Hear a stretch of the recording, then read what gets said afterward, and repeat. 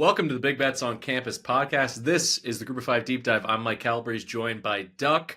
And Duck, we are now getting 1 week closer to a complete across-the-board G5-only conference play portion of our season, but we're still struggling with some of these paycheck games, these huge spreads. I'm looking forward to, I don't know if I don't want to put words in your mouth, I'm looking forward to these teams being on an even playing field in terms of NIL war chests, in terms of, the transfer portal and what it's done to their program. Because, if anything, the month of September has been difficult. Some of the bets that we've nailed, we have been right by 2, 3, sometimes 4 touchdowns.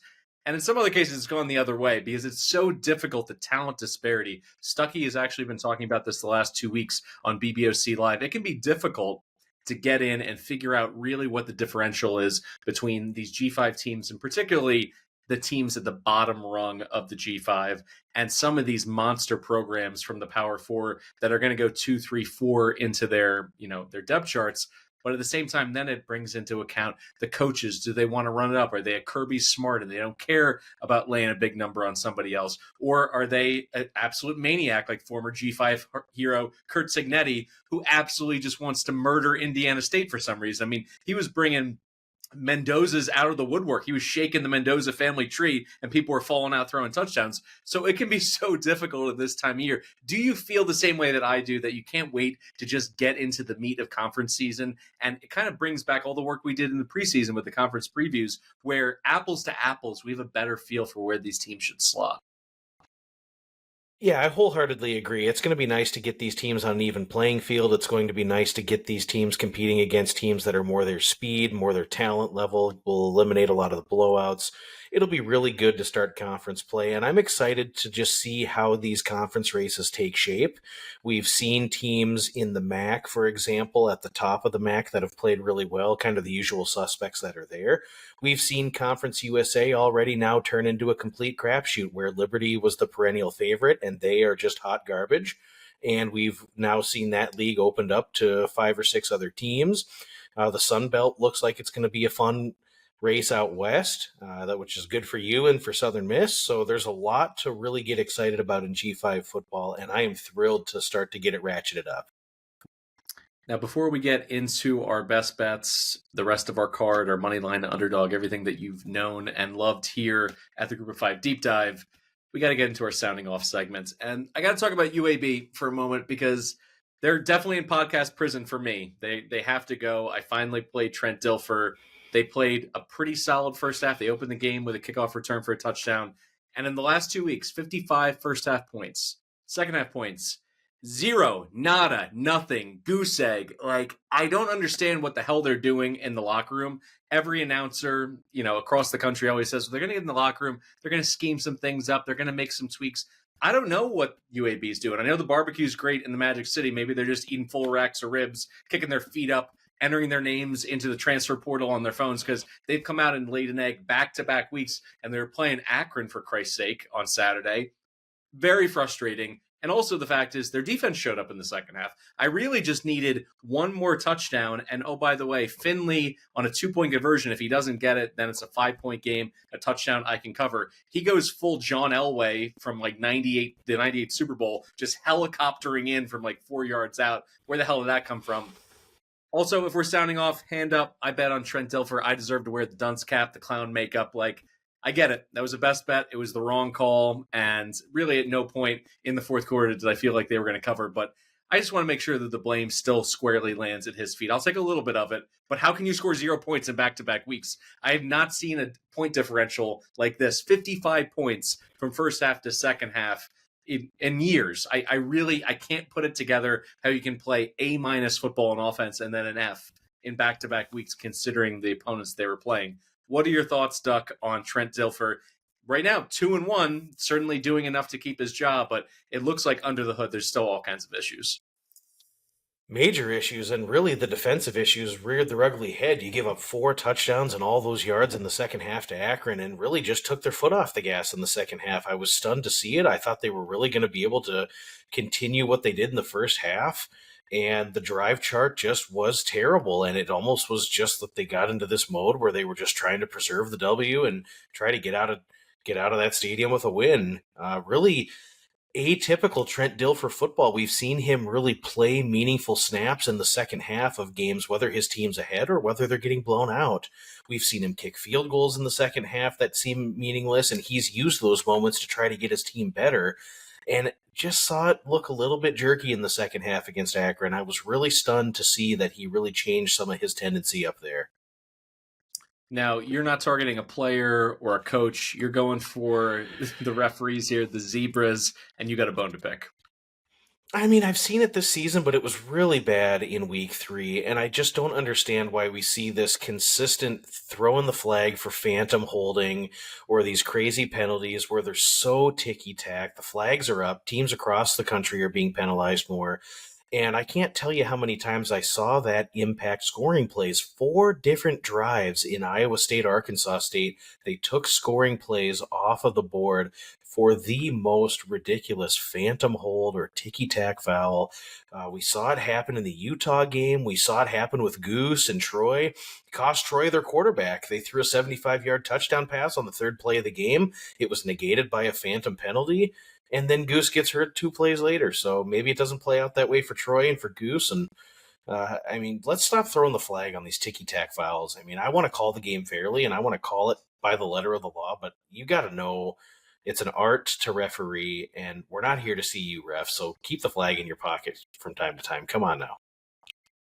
Before we get into the best bets, there's a quick and easy way for you to tail us along the way. First, sign up for Action Pro. You'll get instant notifications whenever an Action Network expert logs a bet. Whether that's me, Duck, Stucky, Colin Wilson, you're going to get all of them right away. Plus, you can access our pro projections powered by Sean Kerner and his predictive analytics team and a ton of other benefits. To celebrate college football's return, we have a special offer. Just go to actionnetwork.com/pro and get $20 off the annual price of Action Pro with the promo code BBOC20. So don't miss out on the best bets at the best prices. Visit actionnetwork.com/pro and use promo code BBOC20 to get $20 off a year of Action Pro. Another way that you can tail us for some of the bets that you're going to hear in this episode is look for the quick slip link in the episode and video descriptions or visit actionnetwork.com/betnow. And with that, it's time to dive in to week 4. We've certainly cooled off, or I should say I certainly cooled off. I went 0 for last week, 0 for 2 on mine. So I'm going to let you go first here, Duck. Let's get the mojo going in the right direction. Let's hopefully deliver a 4-0 week on our best bets. What is your first tier of week 4? Yeah, I'm rolling with FIU -6. They are a vastly improved bunch. We've seen it all come together. I thought the pass defense did well in trying to at least provide resistance to what FAU wanted to do offensively last week. They had 3 interceptions in the secondary, 6.7 yards per pass given up against that pass-happy attack of Zach Kitley.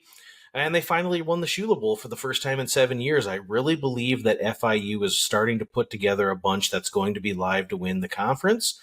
And I think Delaware is out of gas after playing at elevation in Colorado and then doubling back at home to win that spirited former Northeastern rivalry with Connecticut that they really wanted to get. It seems like a total downer spot for me for Delaware this week, now traveling to Miami. I think FIU's defense here can really get after it against a Delaware offensive line that's already allowed 9 sacks this season. The FIU secondary has played really well against the competition they've lined up against.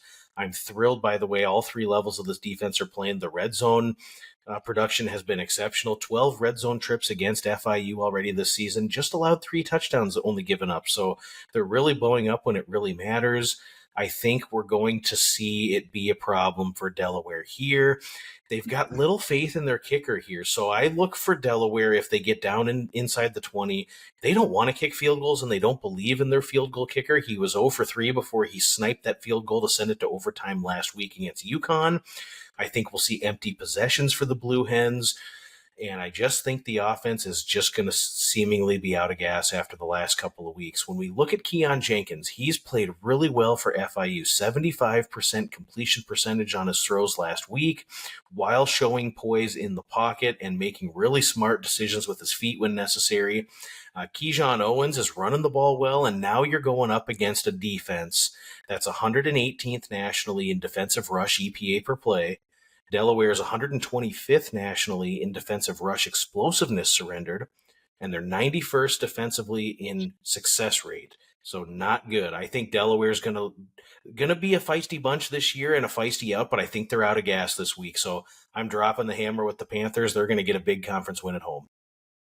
The Nick Minicucci slander here on the Group of Five Deep Dive. 9 total touchdowns against just 1 interception this year, but we couldn't get there with the number. I certainly needed north of a touchdown. I was hoping that this would land on 10 going into Pitbull Stadium, but at 6, it's definitely a pass for me. And I agree, FIU on the defensive side of the ball, they put Caden Veldkamp in just a death grip. They boxed that offense in the second half. He was throwing interceptions. Really, that performance against Penn State was not a mirage. I know that Penn State has some issues, and Drew Aller kind of looks stuck in the mud this year, but FIU was a part of that. They certainly have been coached up well, so I agree with you. It's not a team that I can fade on their home field, and I know it's not necessarily one of the big theme nights at Pitbull Stadium, but FIU is more than just a gimmicky theme team at this point. I agree. I think they're a live shot to potentially make us the Conference USA title game. So a great story to follow there. I'm going to hit my best bet here. Louisiana Monroe traveling out west to West Texas to take on UTEP.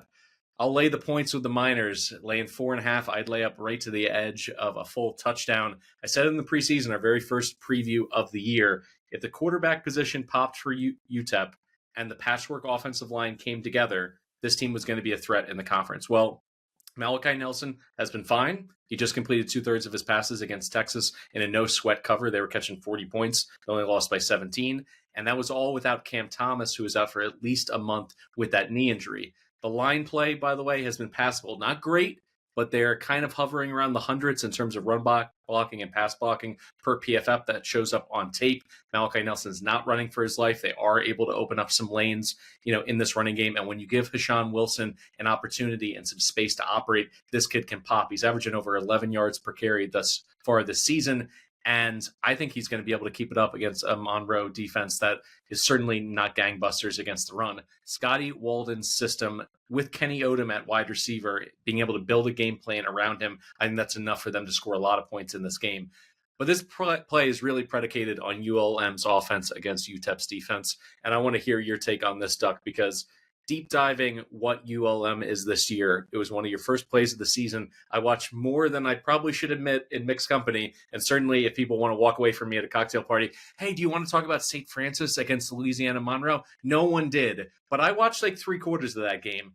And they stink on offense. They won that game, 29-0. But since then, despite playing Utah State and Texas, UTEP is, I think, going to be able to absolutely put them into a meat grinder because tackling-wise, this UTEP defense, they are first per Pro Football Focus and top 20 in havoc. What that says to me is they're creating negative plays and they're not giving you freebies. And ULM absolutely needs freebies because this offense is not explosive. And they're just a tough watch in terms of not only being able to protect, Armenta in the pass game, but just avoiding negative plays in general. And then when they get behind the sticks, they have to give, Braylon McReynolds basically either a swing pass or something because he's the only one in this offense that can pop. And in terms of him being a bell cow and handling 20 plus touches, he's 5'7", 190 pounds, sopping wet. So he's not somebody who I think can just take a pounding the way that Ahmad Hardy did last year. And you see what Hardy's doing for Mizzou. He was the heart and soul of this offense. So now all of it is sliding to Armenta. Yeah, against Alabama, his QBR was 4.2 out of 100. Sure, no problem. But then you look at against St. Francis, 8.5 out of 100. Huge problem. 6 of his last 8 starts dating back to last season, he's had QBRs of sub 20. That's just horrific. He's inaccurate. He holds the ball too long. That shows up in terms of his pressure rate and the sacks that he takes.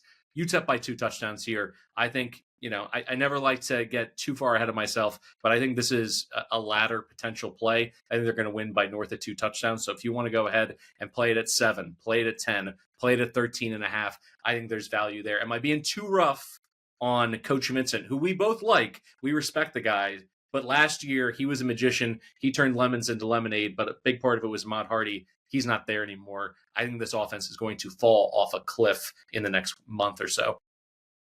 No, I like the play. I already laid 5 with UTEP. Shop around. I think there's some 5s. There's some 5.5. There's some 6. Get the best of the number. Make sure that you get the best to put yourself in the best situation possible to succeed. But you look at UTEP after that opener against Utah State, it was like Man, this could be a really troubling season for UTEP, and they really rallied the troops, got a great home win against UT Martin, and then they were in the trenches competing with Texas for 4 quarters, and they really showed a lot of life on both sides. I think that this is a major mismatch here where UTEP should be able to live in the backfield. You look at Louisiana Monroe, and they're gonna ride McReynolds at the running back position, and it did work against St. Francis, who's a transitioning team down to the Division III level. They don't have the same athletes on the field, but it also did look so jerky for ULM at times. They scored a couple touchdowns early, had to settle for a ton of field goals, missed a few extra points. It just didn't look really buttoned up, and we saw them get blasted by Alabama, and I just don't know that this team offensively has the talent to continue to string drives together. UTEP has been outstanding defensively in situational football in the red zone on third down, just 11 of 45 allowed. And now they go on the road here to the Sun Bowl. This is going to be just a really troubling spot here. So I love the play. Make sure that everyone listening in, get the best of the number, put yourself in the best possible situation to succeed. But this is absolutely one UTEP has to have circled in red ink to get their season and the winning ways for UTEP, Minor F and Nation, back on track. Now, your second best bet is a team total, and it kind of jogged my memory. I was like, oh, maybe in terms of looking through the menu before I start locking in picks, let me look at every team total for the G5. And I just came back to yours as my favorite one the whole way because we got Maverick, and I think there's an opportunity for Western Kentucky to hang a huge number here in week 4. Walk me through this play and the fundamentals of it. Yeah, and I can understand if people are scared away based on the performance against Toledo. That was such a major spot for Toledo, a prove-it spot, a revenge spot, a spot that they really wanted to get Western Kentucky in, and there was just nothing that the Toppers were going to be able to do there. But now you get Maverick and you get Western Kentucky off the bye. Nevada just had an absolutely gut-wrenching loss at home against Middle Tennessee. They really controlled the game, did the Wolfpack. They were up 13-0 with 6 minutes remaining in the fourth quarter, and you get the double long drive by Nicholas Vadiato, and they score with just a few seconds to go, make the extra point, and bam, you're a loser. And it just has to be so deflating for this Wolfpack team to now you have to get on the road, travel across the country. The numbers for Nevada defensively are really troubling if you're wanting to look at the Wolfpack here. 122nd in defensive success rate. Western Kentucky is 71st in offensive success rate. You look at Nevada, 101st nationally in finishing drives defensively. Western Kentucky is 30th nationally in offensive finishing drives. When they get down around the red area, they score 6. 111th is Nevada defensively in havoc secured. Well, Western Kentucky is going to be able to protect Maverick. He's going to be able to make his reads. He's going to assess the defense, and he's going to sling it around here at home. And then the kicker for me, Nevada, 107th in pass play success rate surrendered. They're not going to stop the pass here. Maverick's going to be able to go over the top to Matthew Henry. They're going to dink and dunk. He'll likely throw for 400 yards. This is such a bad matchup for Nevada. It's a bad travel spot. The crushing defeat to Middle Tennessee State is just going to compound the issue. I look at Maverick with his 10-1 touchdown to interception ratio. The Toppers are now back at home where they play really well. I look for this team to put up a massive, massive number here. And we're getting the team total at over 33.5. So I would play this. I would play an alt team total at 37.5 at about plus 160. I think we've got room to go here, and the Toppers are going to score a ton of points this week. For my final best bet to wrap this segment, Coastal Carolina traveling to Mobile to take on South Alabama. They're laying just north of a touchdown, 14.5. But before I get into my full play, you have something to say about the total, Duck. Yeah, I mean, Coastal Carolina's offense has just looked so jerky.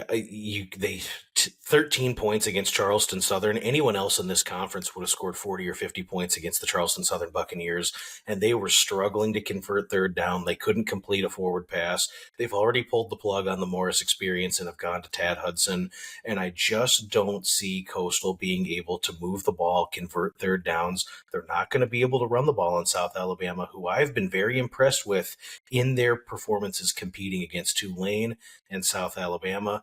So first bet I made when I saw this come out is I took the game total under and I took Coastal's team total under, but I have a feeling that those bets are going to coincide and correlate with what you like. Yeah, I'm laying the points here with the Jags. Coastal Carolina to me is the Wile E. Coyote meme where he's run off the cliff but he hadn't looked down yet. Year one with Jamie Chadwell's everything, the culture, the foundation, a lot of his players. Tim Beck won 8 games. Then in year two, he's got a losing season. Now he's trying to save his job. He brought in new coordinators. Defensive coordinator I liked. Offensive coordinator Drew Hollingshead. He needed the pieces. They don't have the pieces. And I think the rapid descent to the bottom of the sport has begun. I don't think anything is going to stop it here. Each game has been worse than the previous one, as you mentioned. At 48-7, they looked listless against Virginia. No fight in that game. Then they scored 13 points against Charleston Southern, one of the worst college football teams. You can go across anything. You go D2, D3, NAIA, whatever you want to talk. Charleston Southern belongs in that conversation at the very bottom. And then they lose last week 38-0 to East Carolina. MJ Morris, as you mentioned, got the hook. Tad Hudson comes in.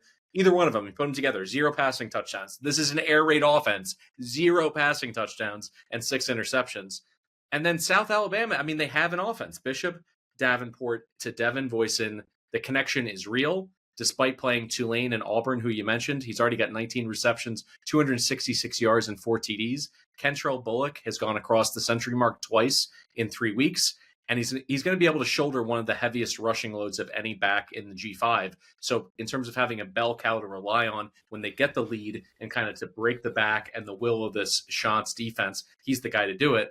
And Major Applewhite, I had questions about Paul Petrino and how the offense would mesh together, but it's humming. Everything that they're putting together, game planning around a green offensive line, that was a big concern coming to the season. We'll see if they have more issues with it when they bump up into Sun Belt play and there's a bit more continuity on the defensive side, the ball that they're facing, people understanding what they're trying to do schematically. Are they able to get to the quarterback? Well, at least here in non-conference play, they've been able to mix it up enough, getting the ball out of Davenport's hands quickly, that it hasn't been an issue. Because when you look back, I watched on 2x speed, the fourth quarter of their game against Auburn, and Auburn won it with their defensive line. It was a strip sack late in the game inside their own 20, with South Alabama driving to make it potentially a 1-score game. That's what ended up winning it. So generating pressure without blitzing is how you beat the South Alabama team. The Shantz do not have the horses to do that. So, you just go through. You don't even need to go to deep analytics of it. Coastal has generated 2 sacks in 3 games. Jeremiah Johnson blitzes at an average rate, which means that he's not going to pull any rabbits out of his hat. He's not going to come with any crazy exotic blitzes or zone blitzes to try to confuse him. I just don't think that they have any of the answers they need to stay in this game. I think it's going to be a runaway for South Alabama, so I'm going to go ahead and lay the 14.5. Any closing thoughts on this one, or potentially the ceiling for South Alabama as they head into Sun Belt play? Yeah, Coastal Carolina, 13 out of 42 on third down, and the sacks and the negative plays that they've allowed are very concerning in this matchup. South Alabama is going to be able to get home just by rushing 4. And again, Coastal's not going to be able to matriculate the ball down the field. They're not going to be able to sustain possession of the ball. They've already been significantly out-possessioned a couple times this season. And it's just so concerning when you don't score a single point on ECU. ECU is a good football team, but their defense is not elite. And you don't score a single point on them, and 13 against Charleston Southern. Not going to go well here for Coastal. And I think this could be... Let's put it on the radar, and we'll bookmark this and circle back to it. But Coastal might be on the fade train here weekly. This could go really bad for them. So last year, North Texas and Army, both great starts to the season. Then they meet up. Army continues to march on. They go all the way, win the American, double-digit wins, Captain America at quarterback. And North Texas goes in the opposite direction. A weird game, turnovers in the red zone, their high-flying, high-scoring offense just with a thud, it hits the carpet, and they basically limped, to the finish line of the 2024 season. Now they have them meeting up again. Yes, there's an ugly FCS loss on Army's resume, but they rebounded nicely with a huge upset against K-State. And then North Texas is coming off one of the most impressive G5 beatdowns of, it's no longer a Power 4 team, but they basically treated Wazoo very poorly, and I think it was 59-10. That was the final score there. So once again, there's huge reasons for optimism for both of these teams, a huge conflict and contrast in styles here. Take me through the 4-minute offense of the Mean Green against the Cadets. Well, we look at the bugaboo for North Texas over the years. Their offense has been high flying, but their defense just could not secure stops. The improvements that have been made by Skylar Cassidy in year one have been stunning up to this point, and it is very real. 2.7 yards per rush surrendered on defense, only 230 yards per game given up, 3.7 yards per play. This defense is completely flying to the football all over the field. Only 3 red zone touchdowns surrendered this entire season. They are 29th in defensive success rate. The Mean Green are 13th in defensive EPA per play surrendered. North Texas is 21st in standard down success rate. They're good in the early downs. They're good on third down. They're good on the red zone. This defense has played very, very solid. They turn you over. And now this team has already seen the Army option attack. They saw it last year. Was one of the only teams that was able to really quarantine Army all season, the other being Notre Dame. And then we saw Navy do it in the Army-Navy game due to the familiarity. But I think North Texas will be prepared for this attack. I think they have a relative fingerprint that they need to deploy on how to stop it.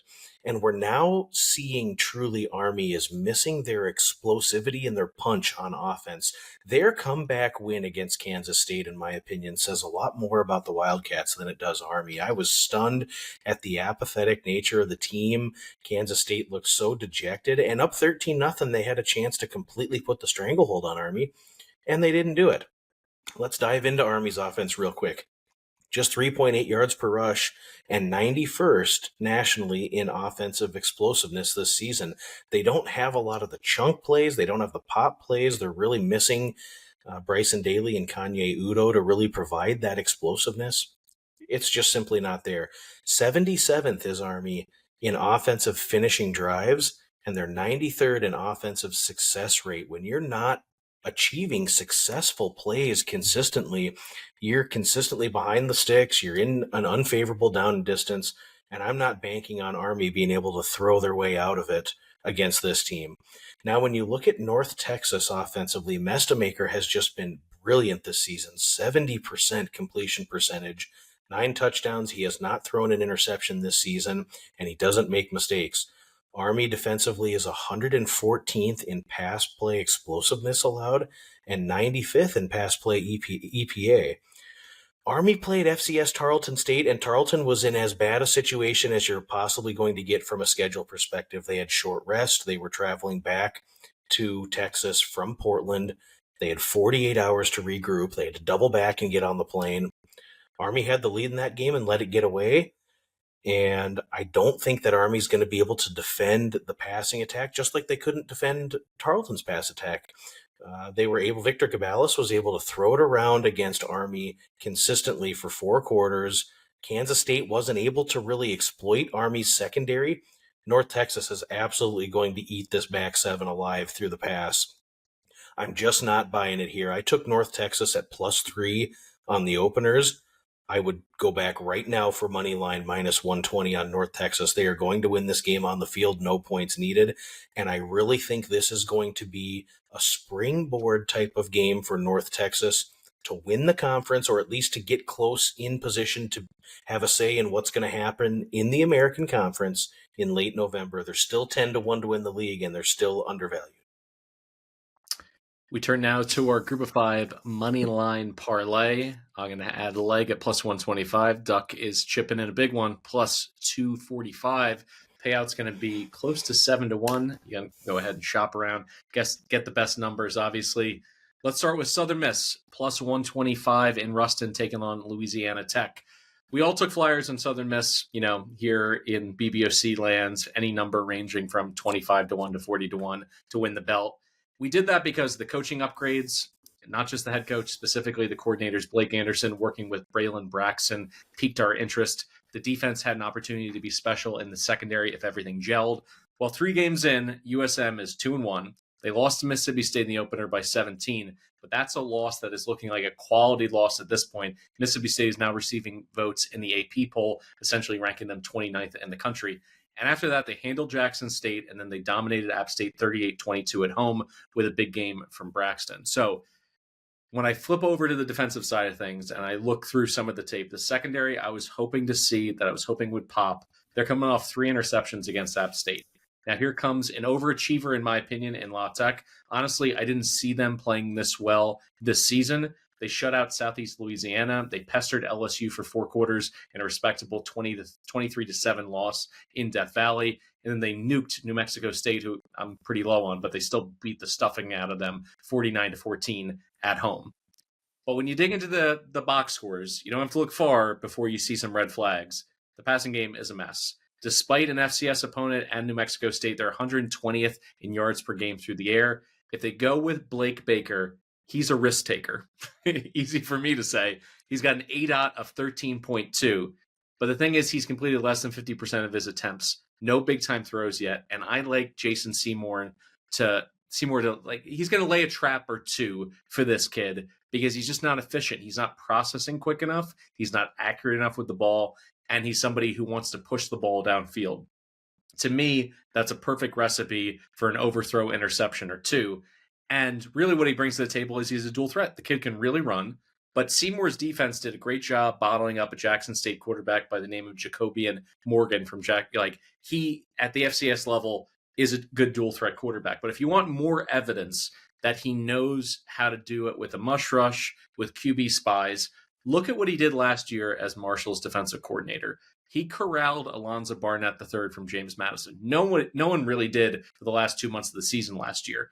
He threw the shackles on Ethan Basco when he was at Coastal. Didn't let Kyron Jones get going for Virginia Tech either. Only Colton Joseph hurt him with his legs. So the fact is, I think it's more likely than not he is going to be successful with his game plan of taking away the design runs and basically laying traps, not just in coverage on the back end, but as I mentioned, with that mush rush and some of the stunts that he's going to use to be able to confuse this kid so he's not confident in what he's seeing and where those rushing lanes are going to be.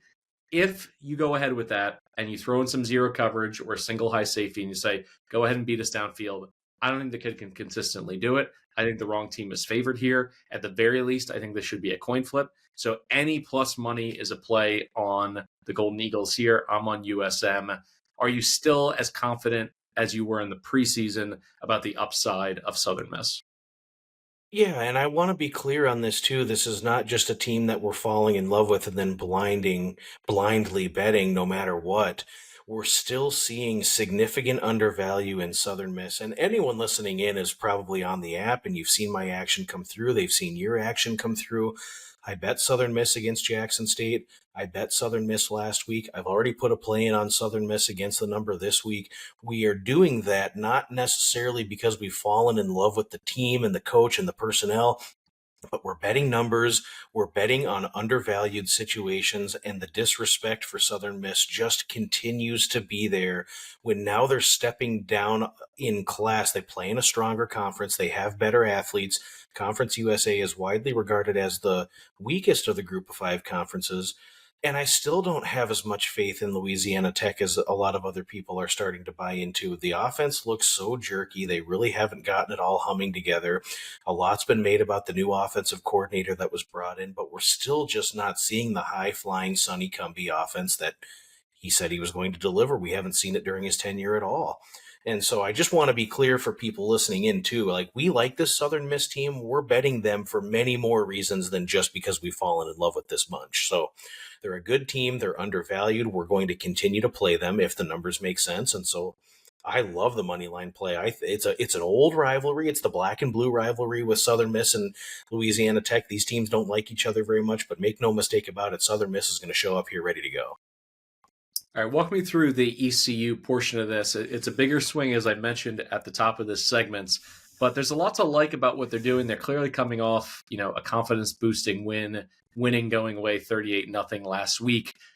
What needs to happen, in your opinion, for this to go from a nice story hanging around in the fourth quarter, got a chance to, no, they're in control of this game, they're going to win it, and they do win it? What's that key elements that you need to see from ECU to feel confident? Well, there's a couple of things, and I'll kind of get into it. I was researching ECU in the preseason, and I really wanted to fall in love with the Pirates as a surprise team in the American, a team that could climb up and win the league. And I just couldn't get there for a couple of different reasons that were glaringly problematic. And it appears that ECU has corrected some of those things. When you look at Caden Hauser, he's been such a pleasant surprise with how he's throwing the football. 973 yards, a 5-to-1 touchdown to interception ratio, completing 72%. They were just such a turnover machine last year, and he was a big part of it. And he's protecting the football. He's not playing flippantly with it. They're executing in the red zone, and they're spreading the ball around really nicely. 5 players already have at least 8 catches on the season. They've got plenty of capable weapons here. They're converting 58% on third down. They are excellent when it comes to the money down and extending drives and moving the sticks. East Carolina is really doing well to accumulate drives that see scoring chances.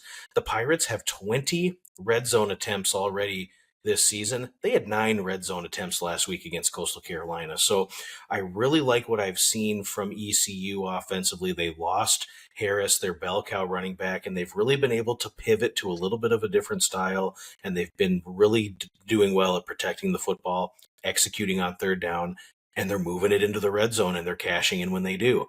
Now you look at the defense, they've been just lights out on the ground, even with the talent that they lost on last year's team, surrendering just 2 yards per carry on the entire season and only giving up 32% on third down.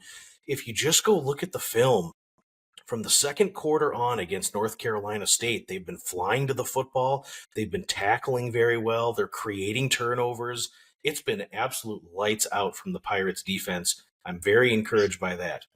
You look at BYU, and their stats are just so skewed by who this group has played. BYU has played Portland State and Stanford, and I just don't think we know enough yet about how good this team is to see them go across the country and make them 7.5-point favorites on the road here.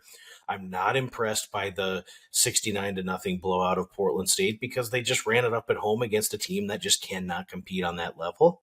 And we've seen Stanford time and time again not be able to complete a pass. BYU wants to line up and run the football, and we're going to see ECU crowd the box. They're going to sneak an extra defender into the box close to the line of scrimmage. BYU's going to have to check out of it on the road. They're going to have to throw more here.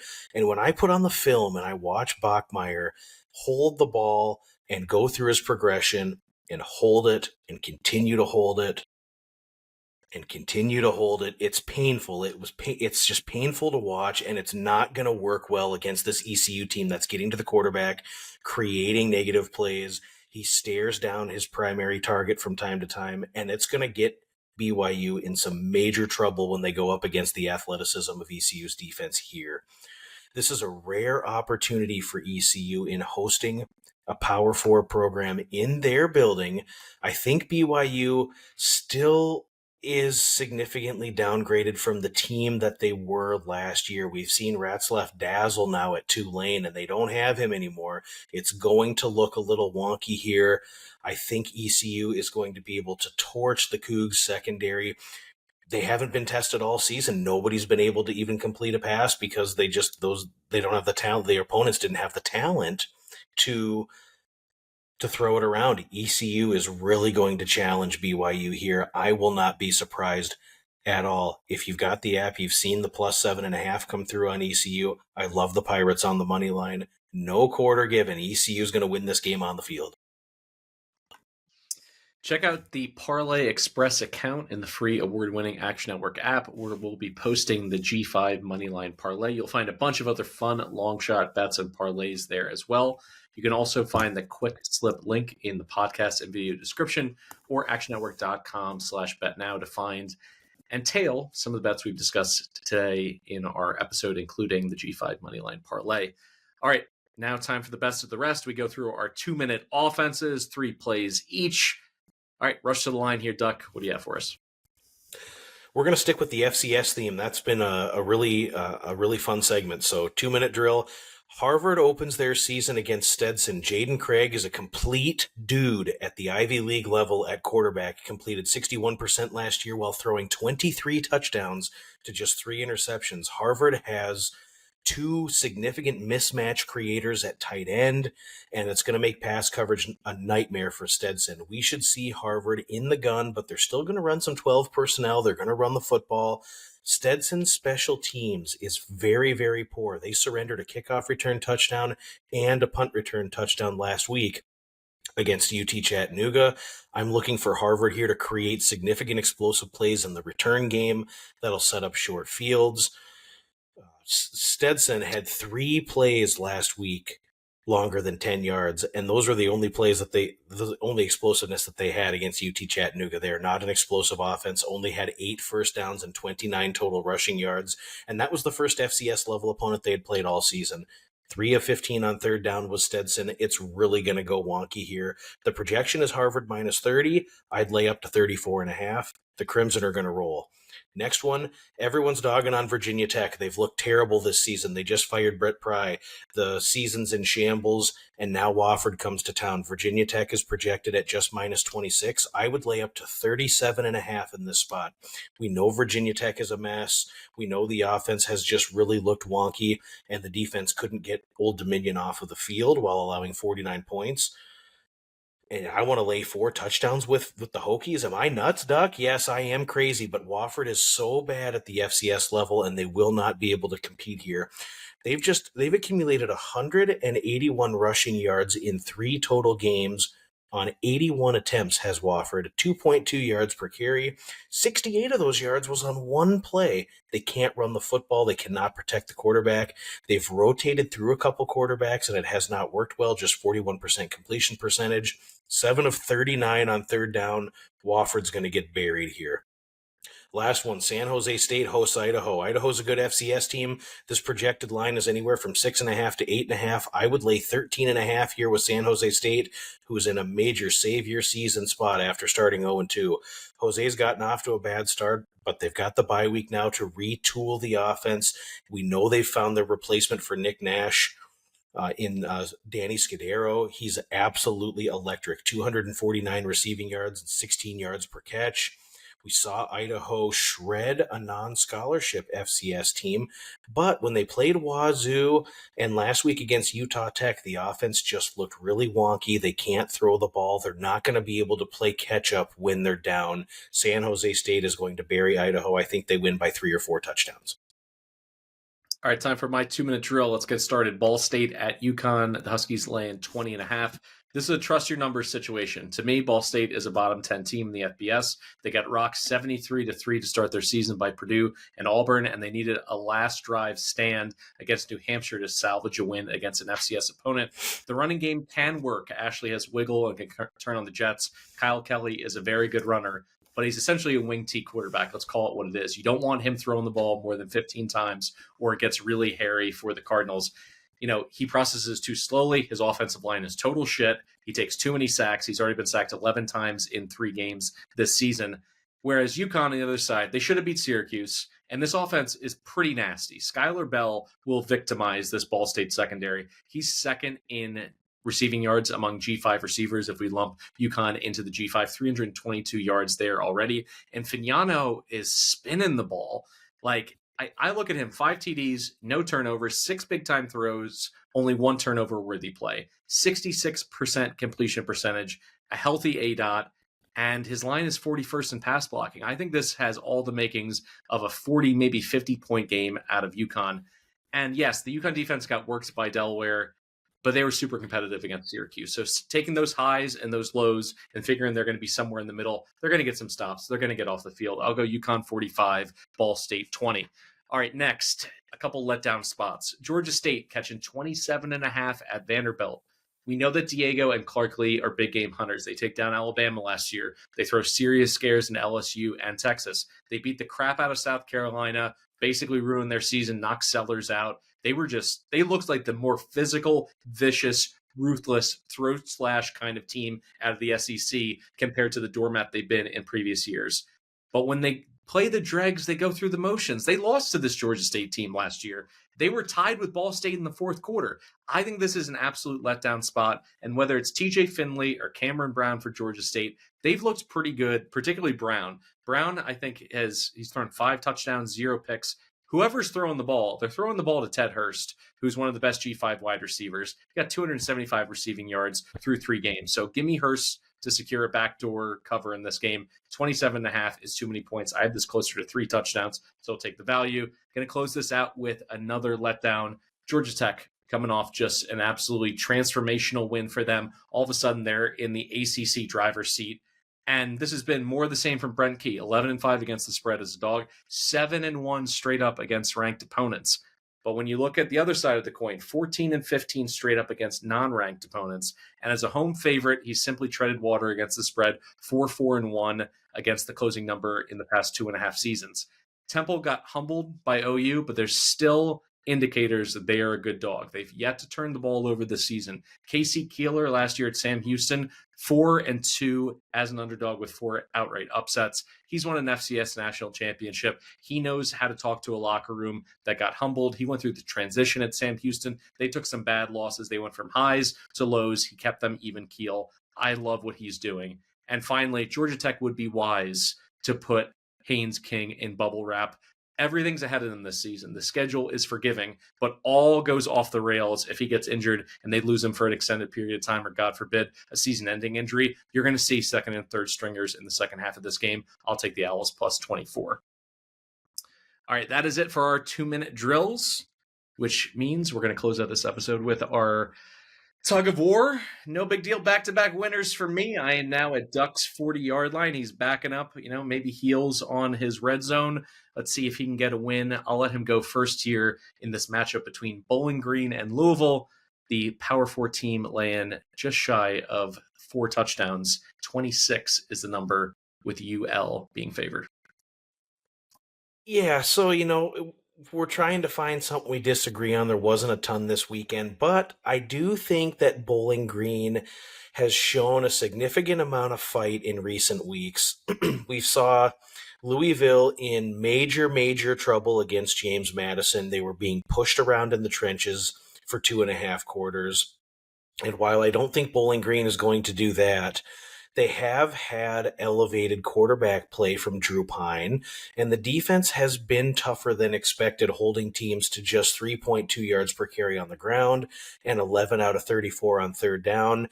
In the second half against Cincinnati, BG's defense forced a field goal, a fumble, another field goal, and then a touchdown. But Cincinnati had to work for absolutely everything. There was no freebies, there was no explosivity, there was no cheapies. With a conference road trip on deck and coming off the bye, I could just see Louisville coming out a little sluggish, maybe going through the motions. It won't surprise me at all if they pull away and win by 19, 22, 23. But I think at 26, we're getting into that territory where Bowling Green is going to do enough, truncating the game down, running it, using that 12 personnel, and keeping it within 26.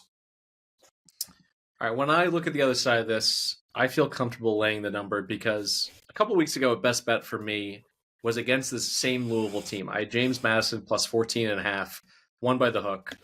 But I came away super impressed with Ron English's defense, full of disruptive athletes. They're averaging 5 sacks per game, which is tops in the nation, second in yards per play allowed. Best of luck, Drew Pine. Cleve Lubin and Wesley Bailey are going to eat your lunch. They're going to uncork Pine's head in this game. And you know what's going to come spilling out? All of his checkdowns. He's just filled with checkdowns because that's all that he's going to do in this game. And then on the other side of things, from a clean pocket, Miller Moss is my guy. Against James Madison, he was pressured 10 times. He didn't look good. But the thing is, the Dukes were able to generate that with 4- and 5-man pressures and do some things on the back end. You could see him hesitating because he didn't know exactly what he was looking at in some situational spots. Bowling Green, to me, I know that they got some nice stops in the second half against Cincinnati, but they can't generate a ton of pressure with their front four. They only mustered 3 total pressures against Sorsby and that Cincinnati offense. And the lesson there was they got to blitz more, which they did against Liberty. They generated 10 pressures and sacked Vasco 4 times.